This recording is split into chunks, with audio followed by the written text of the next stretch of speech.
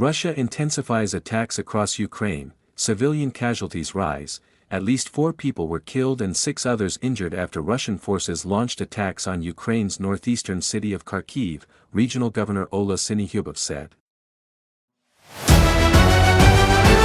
Russia also carried out a separate missile attack on the capital, Kyiv.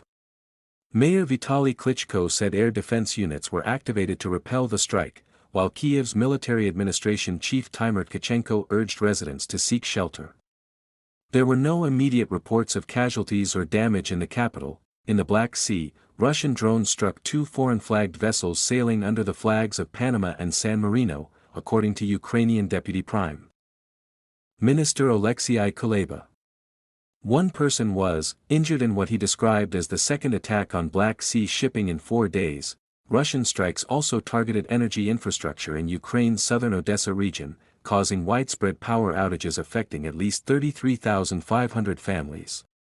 Ukraine's largest private energy company, DTK, said the damage was significant. In Kyiv, emergency crews continue efforts to restore heat and electricity more than 3 days after earlier attacks on energy facilities. Kuleba said heating had been restored to 90% of apartment buildings, leaving fewer than 500 without service.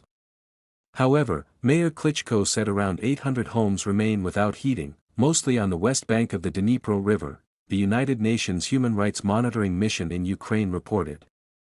To restore heat and electricity more than 3 days after earlier attacks on energy facilities. Kuleba said heating had been restored to 90% of apartment buildings, leaving fewer than 500 without service. However, Mayor Klitschko said around 800 homes remain without heating, mostly on the west bank of the Dnipro River, the United Nations Human Rights Monitoring Mission in Ukraine reported. Nuclear-capable Orshnik ballistic missile, claiming the facility was disabled.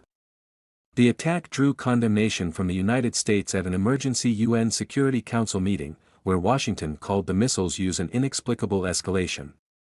Moscow also claimed its forces had captured the village of Novoboykivsk in Ukraine's Zaporizhia region.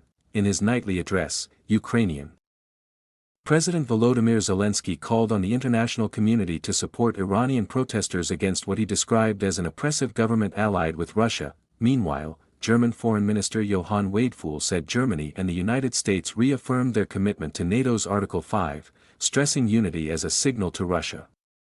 Sweden's foreign minister urged tougher EU sanctions on Moscow, including measures targeting Russia's oil and gas shipping fleet and fertilizer exports.